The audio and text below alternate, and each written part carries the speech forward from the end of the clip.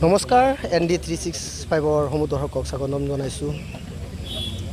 আজি পুনৰ ডিঙৰ আঠগাঁৱত বাঘৰ আতংক। ডিঙৰ আঠগাঁও আৰু বকত গাঁৱত আজি পুৱাৰে পৰা অব্যাহত আছে বাঘৰ আতংক। মই বৰ্তমান উপস্থিত আছোঁ ডিঙৰ বকত গাঁৱত আৰু এই দৃশ্যসমূহ প্ৰথমে আপোনালোকক দেখুৱাই লৈছোঁ। আজি পুৱাৰে পৰা বন বিভাগৰ লোক আৰু স্থানীয় প্ৰশাসনৰ লোক পুৱাৰে পৰা ইয়াত উপস্থিত আছে। আজি 14টা দিন অতিক্ৰম কৰিছে, 5জনকৈ লোকক বাঘে আক্ৰমণ কৰিছে, কিন্তু আজি 14 দিনত বাঘটোক ধৰিবলৈ সক্ষম নহ'ল নগাঁও জিলা অকমান্য বন বিভাগ। দুদিনত ভৰি দিলে ডিঙত বাঘৰ আতংকই। যোৱাকালিও ডিঙত বাঘৰ আতংক অব্যাহত আছিল, আজিও ডিঙত বাঘৰ আতংক।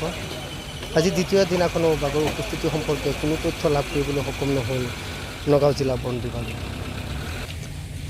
যোৱা মঙলবাৰৰ পুৱাৰ পৰাই ডিঙৰ গুলতীয়া গাঁৱৰ শিঙিমাৰী পথাৰত বাঘৰ উপস্থিতিৰ তথ্য লাভ কৰাৰ পাছৰে পৰা বন বিভাগৰ লগতে আৰক্ষী প্ৰশাসনে বাঘটো ট্ৰেংকুলাইজ কৰিবলৈ বাৰে বাৰে চেষ্টা অব্যাহত ৰাখিছিল যদিও সফল হ'ব নোৱাৰিলে।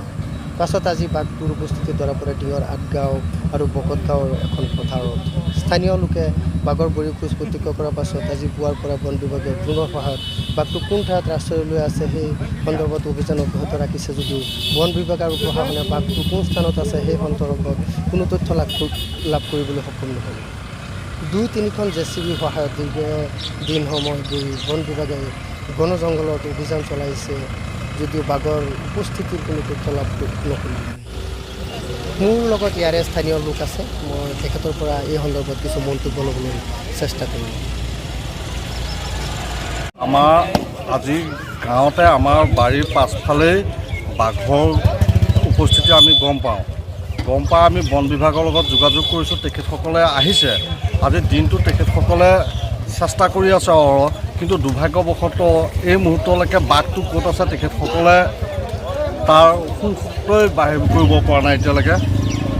কিন্তু ডিঙবাসী ৰাইজ আতংকিত। আমিও আশা ৰাখিছোঁ অতি সোনকালে যাতে তেখেতসকলে বাঘটো হয় কায়ত্ব কৰক, নহ'লে ইয়াৰ পৰা আঁতৰাই পঠোৱা সুব্যৱস্থা কৰিবলৈ আমি ৰাইজৰ তৰফৰ তেখেতসকলক অনুৰোধ জনাইছোঁ।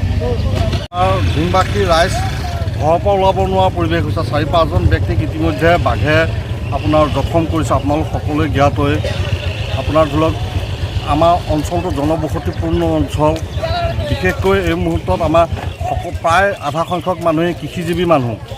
পথাৰলৈ যাব লাগে, এতিয়া পথাৰত মাটি খেতি ৰোপণ কৰা সময়, এই সময়তে আমি পথাৰলৈ যাব নোৱাৰা হৈ গৈছিল। আমাৰ গাঁৱৰ বেছি সংখ্যক মানুহেই কৃষক।